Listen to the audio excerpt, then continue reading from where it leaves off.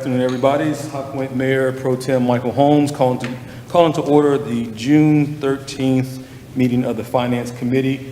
Lineup's a little different today. We have Chairman Britt Moore, who is not with us, nor is Councilwoman Monica Peters. With us in chambers is Councilman Tim Andrew, and pinch hitting today is our Mayor Cyril Jefferson. And so we'll get started with our agenda. First item up is 2024-236, consideration of contract with Bradley Group and Workforce Unlimited LLC, and that will be presented by Melinda King, Assistant Public Services Director. Good afternoon. Thank you, council members. This is for consideration of an ongoing contract. It will start out as 3 years with the possibility of a 2-year extension for temporary workers at both our material recycling facility and the landfill. We offset just specifically at the MRF during furniture market to assist with the amount of cardboard and things that we get in with temporary workers.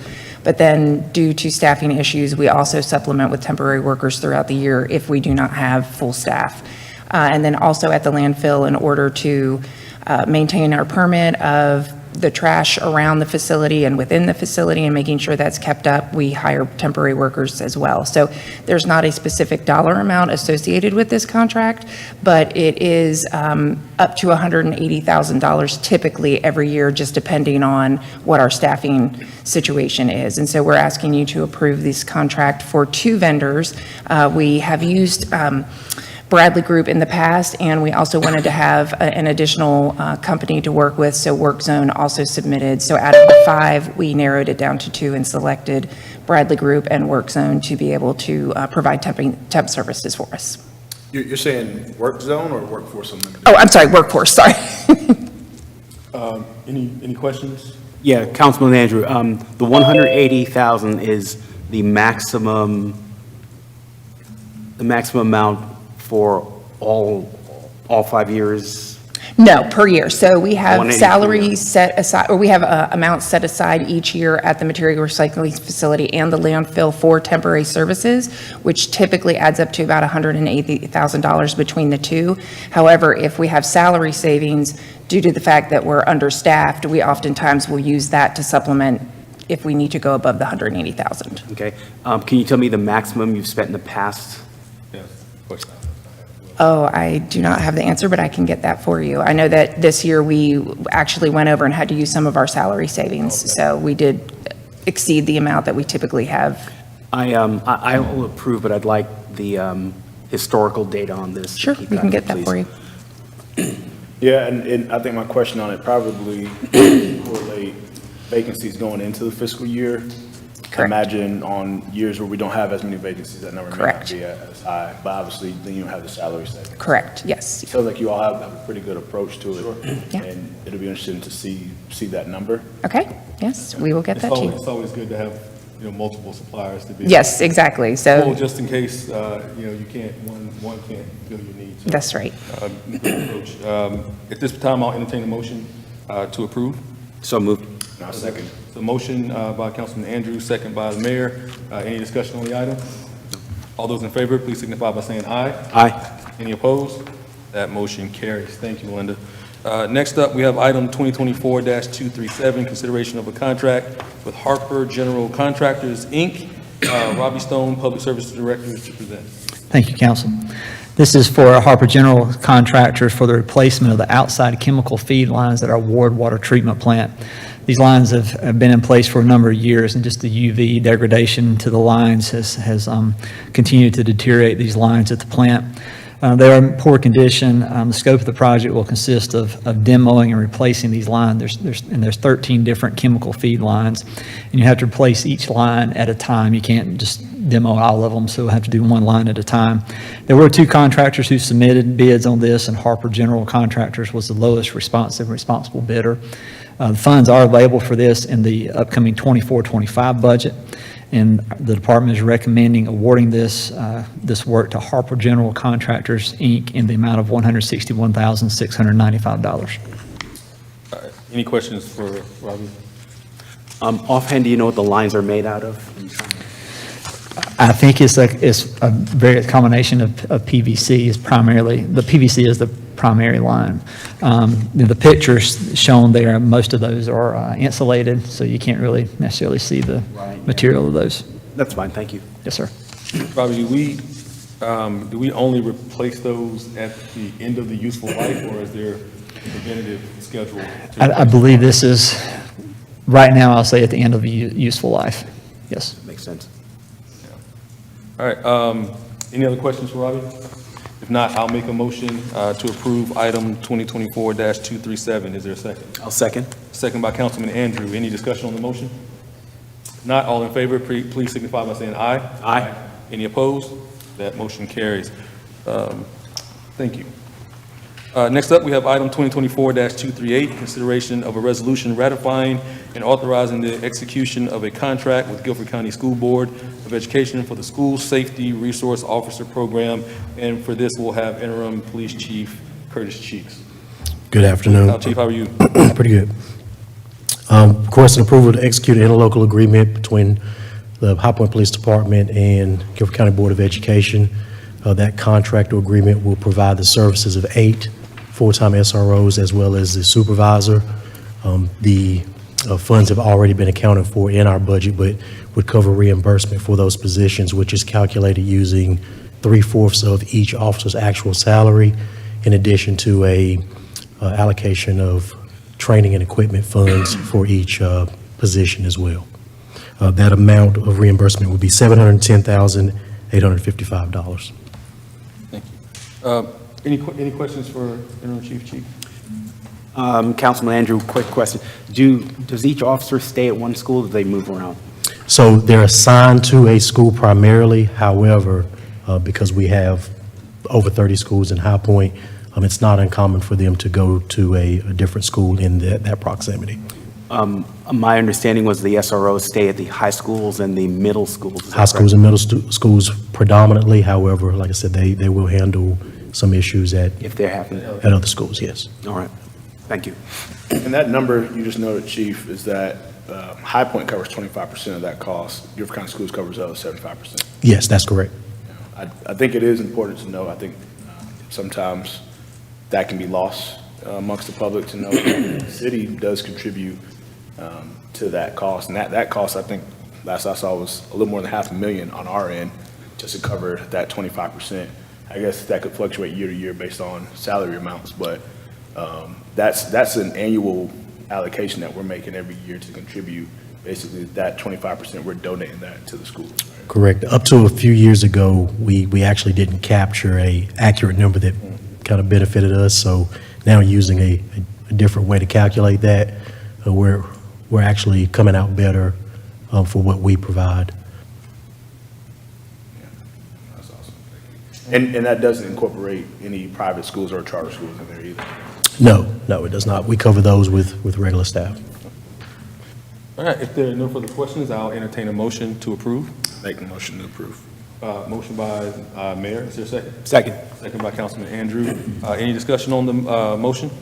If not, all those in favor, please signify by saying aye. Aye. Any opposed? That motion carries. Thank you, Chief Cheeks. Next up, we'll have item 2024-239, consideration of resolution to direct the expenditure of opioid settlement funds. And for that, we'll have Eric Almeida, Assistant City Manager. Thank you, sir. Yes, this is to consider approval of the resolution directing the expenditure of opioid settlement funds for the city as part of the bigger picture. This was part of a nationwide settlement that was a $56 billion settlement. The state of North Carolina governments received a total of $1.5 billion, and the city of High Point received about $2.4 million over the next 18 years, of which we've already received a little bit over almost $540,000. We want to go after the whole $56 billion? We didn't want to. We tried. These funds can't be used for opioid use disorder programs, and we thought that the request that we received from Caring Services this year through our regular nonprofit funding cycle really fit the need for what they were attempting to do.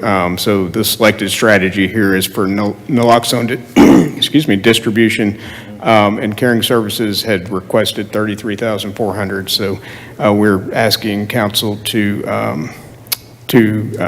agree to this NC memorandum of agreement for opioid settlement funds, and that you approve the resolution and the budget ordinance amendment. No, I think that's awesome. Sorry, Brother Chair. I think it's awesome, this settlement, and heck, there's no way to really accommodate what's been lost by so many folks who have dealt with this across the country.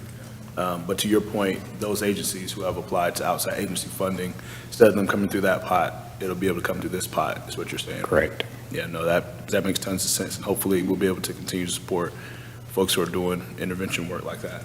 Yeah, I have to concur. I think the speed and the flexibility of having it done this way gets it into the hands of those agencies a lot faster than the typical nonprofit allocations that we do. And we do have the ability to have multiple strategies under that umbrella.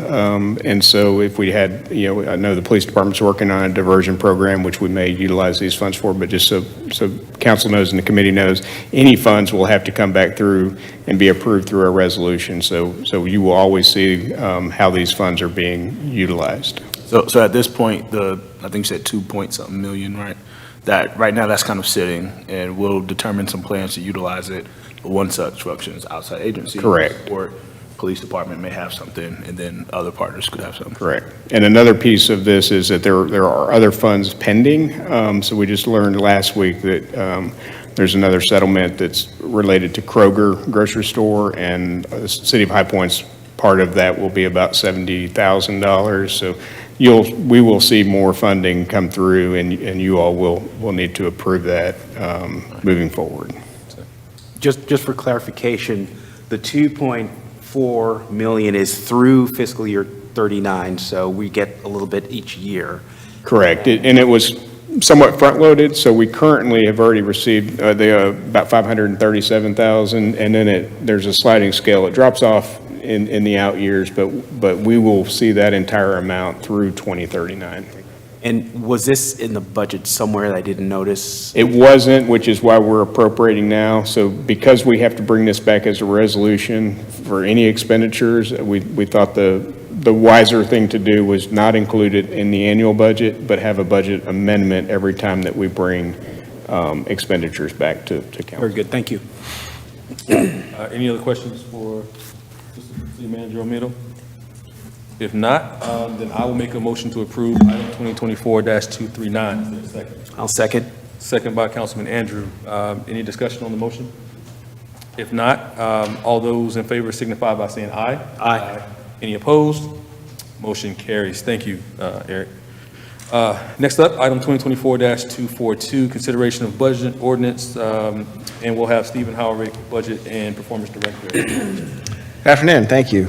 This item is requesting an appropriation of additional occupancy tax revenues that will then be passed along to the High Point Convention and Visitors Bureau, Inc., also known as Visit High Point, and the High Point International Home Furnishings Market Authority Corporation, better known as the High Point Market Authority. So the city receives occupancy tax dollars that are passed along to Visit High Point and to the Market Authority. Our current year-end estimates have us exceeding budget, and so we're just asking for a budget ordinance amendment to then pass those along. A little bit of background on how this revenue comes to be. In Guilford County, if you stay in a hotel, you pay a 3% occupancy tax. 30% of the revenue that generates is passed along to High Point. All but $250,000 of that is then passed along to Visit High Point. The $250,000 is set aside for debt service on the stadium. In addition, if you stay at a hotel within High Point city limits, you pay an additional 3% occupancy tax, and the revenue that generates is passed along to the Market Authority.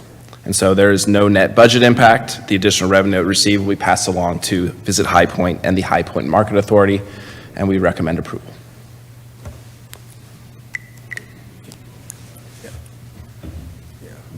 So, seeing that at this point we have recognized a conflict here on this item, the mayor is on the board there, so he will not be able to vote on this item For market authority. for market authority. And so at this point, we don't have a quorum to be able to take a vote on this. Madam Attorney, I think you've joined us. That is correct, right?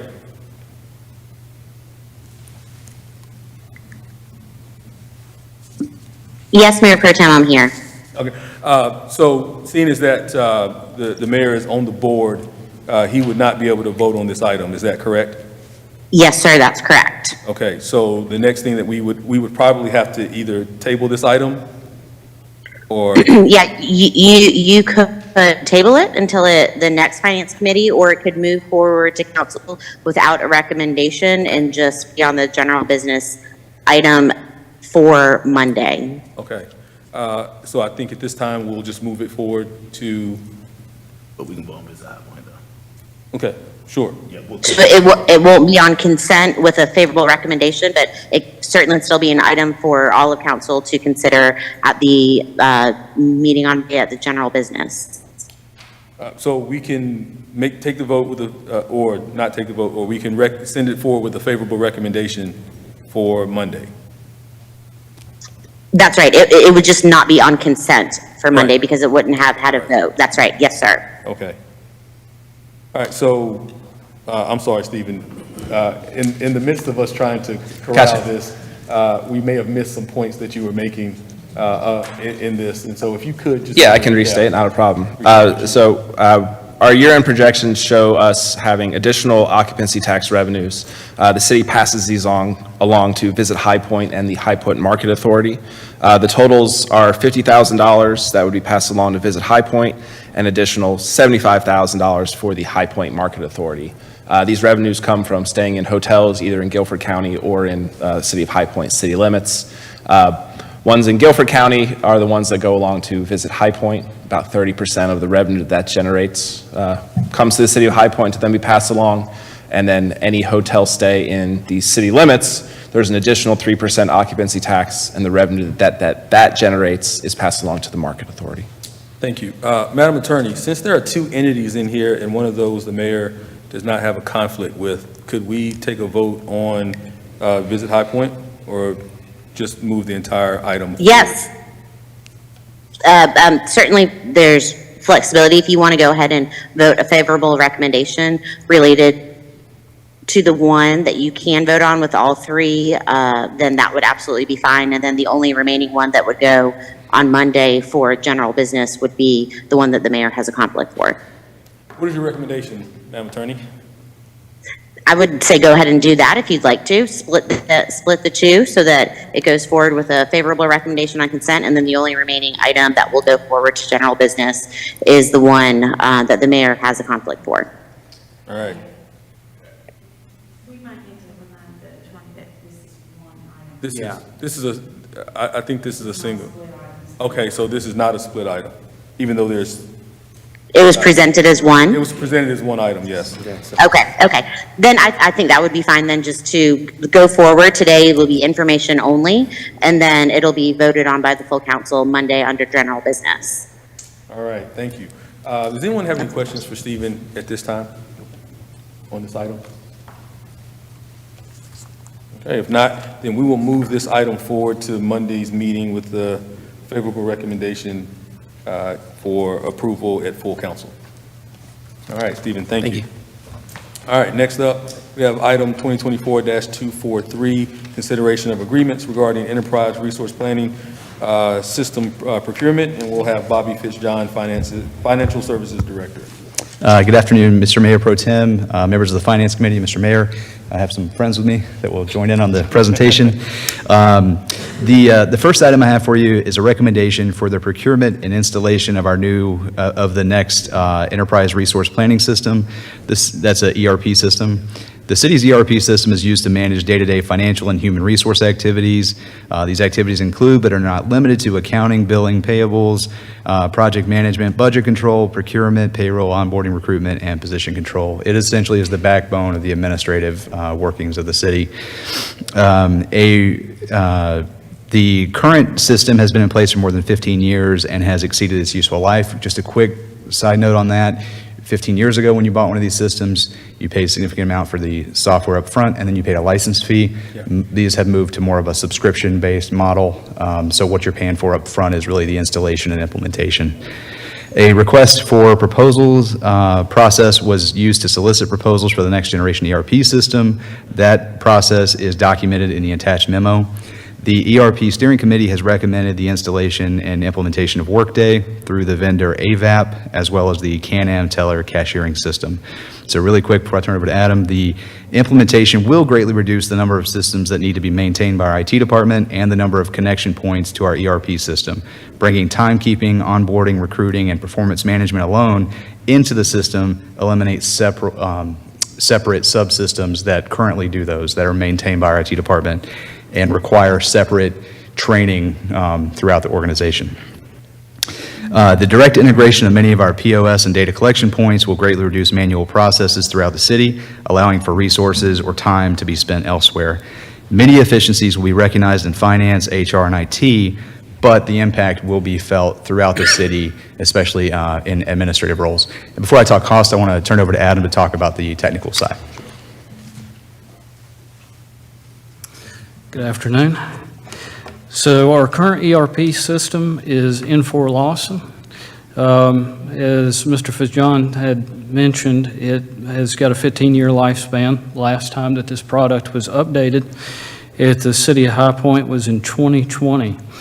Some of you may recognize this programming language to which Infor Lawson is written in when I mention it, COBOL.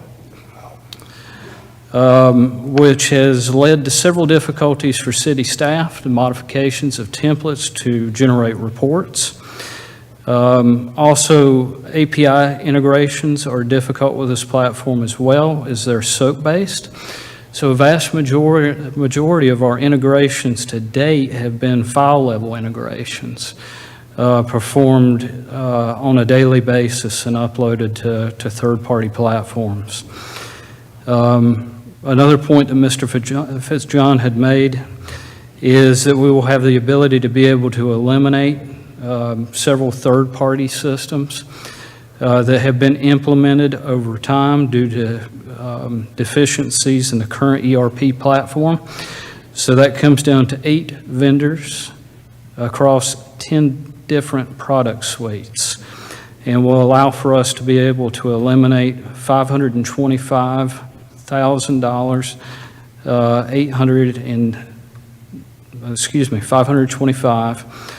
$525,898.72 from the annual operating budget. Another compelling reason that we're looking at the ERP upgrade at this time or migration to a different platform is that the operating system to which Infor Lawson is running on is Windows Server 2016, which is due to be sunset by Microsoft in the year 2027, so just 3 years period of time. By migrating to Workday, we will have the opportunity to go from on-premise infrastructure to cloud-hosted infrastructure. When that occurs, we will be receiving updates to our ERP platform on an every 6-month cycle, which is not something that currently occurs. In addition to that, Workday is highly modular. It gives us the ability to be able to turn on and off functional modules across finance, human capital management, and payroll as required due to changes in business processes. 42 integrations were identified as part of the ERP. Many of those integrations will be migrated across to the new ERP platform as part of the scope of work.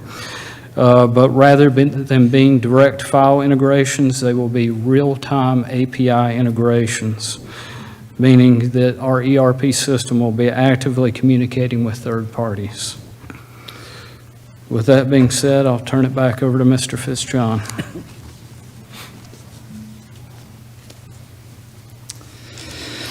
Funding for this project has been set aside in previous years, as well as in the fiscal '25 budget. This is a long time coming. We knew about it.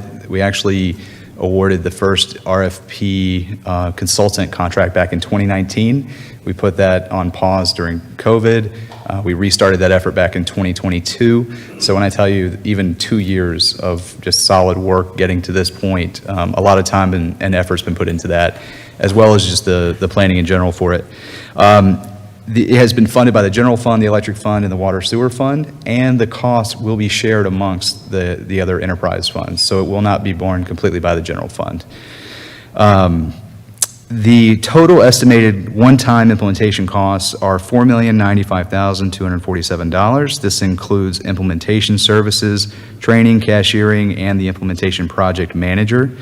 On a 10-year basis, this is comparable to upgrading the system we have in place now. So one of the, I think, 9 vendors that bid on this project bid to essentially upgrade our current system to the new version, and it had a comparable cost to the Workday system. The 10-year subscription agreement with Workday is $8,845,000, and a 10-year subscription agreement with Can-Am Teller is $1,045,972. These long-term agreements allow the city to lock in subscription rates with an annual increase of 2% and 4% respectively, rather than adjusting annually based on CPI. The system will also be updated continuously over the 10-year period. So as I talked about earlier, you're paying for a subscription. As Adam mentioned, there are updates twice a year. That means constant updates, as well as not bigger updates. So currently, if we update something in Lawson, we've got 1 million pieces that are connected to it that we have to go back and test. We're not going to have that same issue with Workday because it's not as many configurations. The other interesting thing about Workday is if Akron, Ohio needs a new tool, right? The city of High Point is going to have access to that tool if they work with Workday to build it. Charlotte is a much larger city than High Point, and they are converting to Workday as we speak.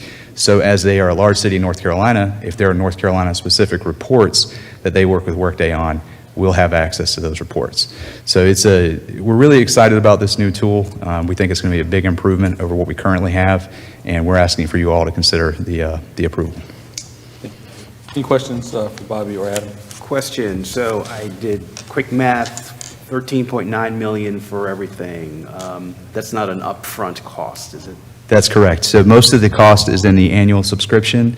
The one-time cost for the implementation is $4,095,000, but I will say some of that will carry over for 3 years. So there is, within that $4,095,000, there's a support agreement that will help Adam's team as they go through that first 3 years with the new system, and if they find additional integrations along the way, it'll support them.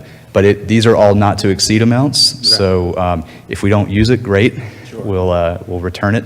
But these are the estimated implementation costs, and like I said, the bulk is the subscription cost over the next 10 years. Okay, so 13.9 over 10 years.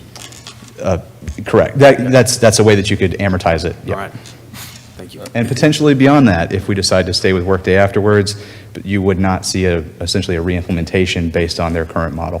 You would see just a continuation of the subscription beyond that 10 years. Very good, thank you. Bobby, I know this is over a 10-year period, but in terms of the full migration from our current system to actually punching the button on our new system, what does that timeline look like? So we anticipate between 12 and 15 months. We want to be much closer to the 12 side, but it's honestly going to depend on when we can execute documents and get things started. But I believe everybody's ready to go.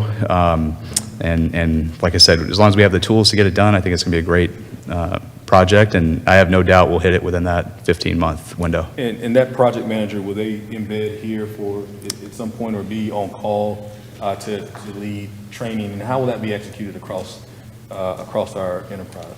Sure. So there is a project manager from the vendor that will make sure that the product is implemented correctly, and then there is an implementation project manager, which I'll ask for your approval for on the next item. They will essentially be an extension of Adam's IT department. Within that project management contract, there's a director, but then there's a project manager who has done this at several cities our size, actually worked with Workday and AVAP to implement, but they'll have a team behind them as well. they'll essentially make sure that we're staying on task. The whole proposal is included in that next item if you want to get a better idea, but they'll sit essentially between the city team and the vendor team and make sure that both sides are on task and we get through the project. There's also change management and some other features built into this, built into the implementation services. So we tried to think of everything so that we're not coming back to you saying we need this halfway through the implementation. Good, you got my next question, you answered that. Any other questions for? Yeah, Adam mentioned a number, $525,898.72. You're saying that that's the annual operational savings we think that we can anticipate over time? I guess compared to the older system, that is. That's correct. That math was calculated based on annual renewal rates for the current ERP platform. And would that also capture the patches or the additional systems that we needed to extend our current system? Correct. As far as upgrades to not only N4 Lawson, but also those third-party platforms. Yeah, that is not captured in that 525,000. So that would be an addition to. Yeah, I was going to say, it looks like there could be an additional savings because now we're no longer going to need some of these third-party platforms that we needed since there's a full integration with our new system. The last upgrade we were forced to do in 2020 cost us about $375,000. So that's what happens when you have a 15-year-old system and you're forced to bring it along. So will you guys go back and, once the migration starts, you guys will look at all the third-party systems and see what we're paying? I mean, you probably have the numbers to what we're paying for those, and we'll have a full potential savings picture. Yeah, that's correct. So we've done our best to estimate these on the front end. We have to for the statement of work for all these implementations, but we anticipate additional integrations and consolidations. So part of the cashiering system here, as we go through the integration, people may like that cashiering system better than the unique point-of-sale system that they have. There are very good reasons that every department needs their own point-of-sale system. What works for golf doesn't work for the landfill. But as we go forward with this implementation, that'll be something that I'm sure Adam's team will be looking at, as well as new requests in the future. It will be, how do you use this system that we have now? Well, I mean, I think as long as the system is agile enough to be able to fit the needs of specific departments, I think we'll be good. Any other questions for Bobby or Adam? If not, then I will make a motion to approve item 2024-243. Is there a second? There's a second by the mayor. Any discussion on the item? Just a quick comment of appreciation. I always appreciate efficiency within an organization. So thank you guys. All right, if there no discussion, all those in favor, please signify by saying aye. Aye. Any opposed? That motion carries. All right, Bobby, you're going to stay with us. Item 2024-244, consideration of proposal from Client First Technology Consulting. And I think this is what you mentioned a little bit earlier. That's correct. This is the implementation project manager. The dollar amount was included in that total $4,095,000 total I gave you in the previous one. However, it's a separate proposal, so I wanted to make sure it was approved in a separate item. The IT department, the finance department, the HR department reviewed proposals from vendors that we were already working with in a project management standpoint. That was what's the other? eSource that we're working with on the AMI project, as well as Client First, who was helping us through the RFP project. We felt that we got the best value out of the Client First proposal. This proposal is for 40-hour work weeks. We anticipate that will fluctuate over the course of the project. As I mentioned, there's a 12 to 15-month window. Our goal will be to manage this contract in a way that if it takes 15 months, this is the most that we'll need, because there will be some weeks that we need more, some we need less. We worked closely with this team. They know the city. Like I said, they're bringing on somebody with the expertise who's done this several times, this exact implementation. Any questions for Bobby on this one? Not a question, but a comment. I like this. This follows under the project management body of knowledge. It's things I can read. I see project initiation, planning, monitoring, controlling, closeout. So I'm good with it. This is what I like seeing in a project, so very happy with this one. Guys, Great. you made Tim happy. He smiled. Yeah. We've had Tim have some fun. We'll see what happens in the vote, but mission accomplished. Made Tim happy. All right, at this point, I'll entertain a motion for item 2024-244. So moved. A motion by Councilman Andrew, is there a second? Second by the mayor. Any discussion on the item? Hearing none, all those in favor, please signify by saying aye. Aye. All those opposed? All right, that motion carries. Thank you. guys. All right, Robbie, I'm sorry, man, we could have sequenced this a little better and No problem. had you knock these all out at one time, but we've got item 2024-245, consideration of contract with Breeze Enterprises Incorporated. Thank you. So we routinely use an outside contractor to supplement our stormwater services division and maintenance, repair, and installation of various stormwater infrastructure. Staff is recommending approval of this stormwater maintenance and emergency repairs for the 24-25 contract. This will consist of furnishing personnel, equipment, and materials for these maintenance repairs. On Tuesday, June 11th, 2024, we held a rebid, or had a rebid opening for this contract. There was one qualified bid received, that was Breeze Enterprise Incorporated.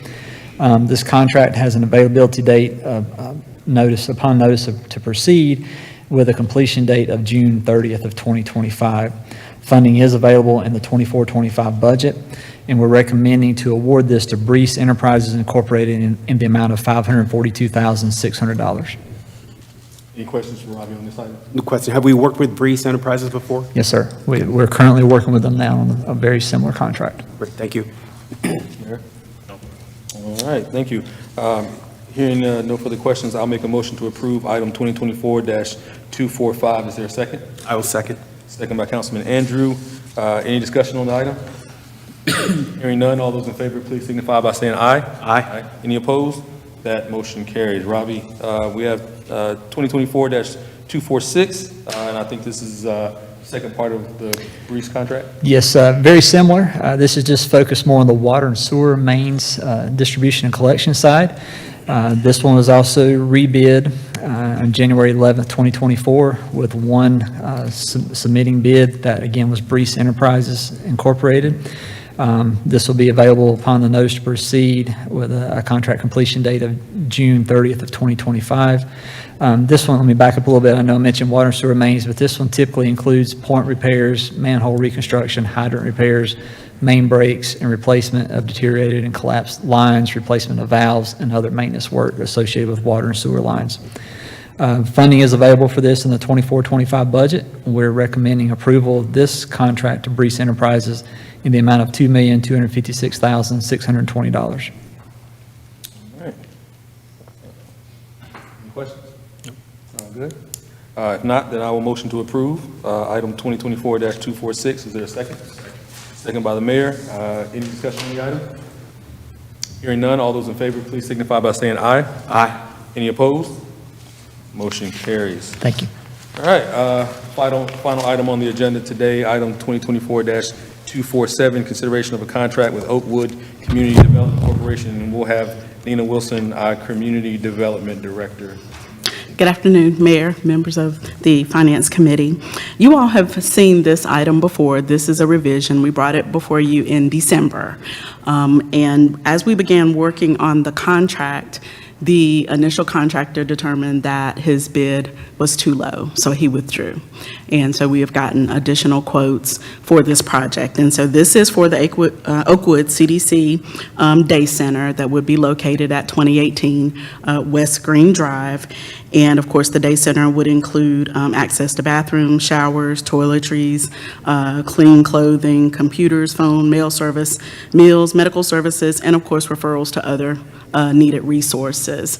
And we know that we still do not have a day center here in High Point, so this is still a very critical need to the homeless and those that are at risk of homelessness within our community. So this is about a $59,000 increase from the original contract, but this contractor that we have been talking with is pretty comfortable and confident with these numbers, and we've sort of locked him in on this quote. So we're bringing this back before you for consideration and approval.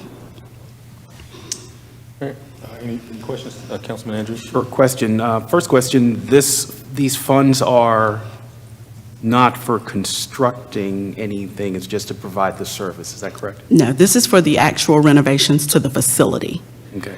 There will be, based on the drawing, there are going to be some changes to the bathrooms. There will be additions and extensions to the bathrooms or expansion of the bathrooms. Some additional office space will be provided, as well as sort of like a common area, I guess you would say, where they could get personal services or grooming services, those types of things. And also, of course, there is a warming kitchen there. So just to make sure that when you look at the plumbing, the electrical, all of the trades and everything, that they're sufficient to accommodate the increase Right. as far as those served. So I completely agree with the need for the homeless, but I looked over the 990, the IRS Form 990 for Oakwood Community Development, and I didn't think that they were a construction organization, so we're giving it to them and they're doing the renovations. No, sir. There will be a licensed contractor that will do the renovations. We are contracting with Oakwood CDC and we'll provide the grant to them,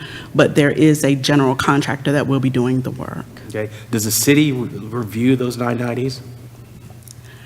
Yes, we have. I've reviewed, we have a copy of their financials as well as their 990s, and I believe it was 2021 and 2022 that we looked at the time we began this project. Nina, you all won't be involved in the selection of the contractor. That'll be completely Oakwood, correct? No, they submitted those proposals to us and we reviewed them as well. Initially, I'll just say with the initial proposal, the contractor, his proposal was, the lowest was $144,000. A lot of times when for-profit businesses work with churches or nonprofits, they may at times give them a break. And so for us to say that that was too low at that time, we didn't. I did add in a 10% contingency. So when I brought in the contract for approval, it was for $158,000 because we did want to add in that contingency.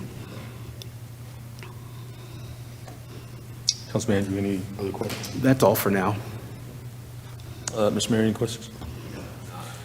Okay. Hearing no further questions, I'll entertain a motion for approval. I'll make a motion to approve. I'll second. Any discussion on the item? No. All right. There's been a motion properly second. All in favor, please signify by saying aye. Aye. Any opposed? That motion carries. Thank you, Nina. Thank you. Anything else to come before the Finance Committee today? Any announcements? I will say to those who traveled with us to Denver on our successful bid to receive All-American City status, thank you. It was a lot of great work, a lot of collaboration between city, our citizens, different departments, and we had a great exchange with a lot of the cities there, some great ideas that we can bring back, and we offer some great ideas as well. So I think overall, not just in the sense of being recognized as All-American City, but the overall knowledge that we gain from participating in this event is invaluable to what High Point can do in the future. And so I really want to make sure that everyone touts this achievement for the city and let everyone know that you are an All-American. And so this weekend as well, Father's Day and Juneteenth, big weekend. We have our R&B Soul Picnic at Festival Park, and then on Sunday at Truist Point, we'll be honoring one of High Point's own, Fantasia Barrino Taylor will be here. So big event. We'll also have our Father's Day walk that we have annually. So if you're in town, if you have an opportunity to come out to any of these events, please do. Tell a friend. It's going to be a really big High Point weekend for High Point, and just lead into what our future looks like. And so, any other items? No, just will echo the All-America City Award. Many thanks to all the city staff and community partners who were involved in that. That was such an incredible display of a united High Point, and it made me proud. I was inspired by it. Learned a lot, too, over that weekend. A lot of communities who are facing similar challenges around the country, and being able to see what they're doing to activate solutions around those challenges, I thought was really impressive. Shout out to our team captain, Eric Olmedo. He's one of those guys in the background doing all the work. You know, on a basketball team, the guy who sets the pick, gets those rebounds, gets the technical just to get his team fired up. That was Eric. So shout out to him. But no, just seriously, a note of appreciation. Also, CCFC has their second home game this Saturday, so come on out and celebrate with us. All right, if there are no other items come before the Finance Committee, we are adjourned.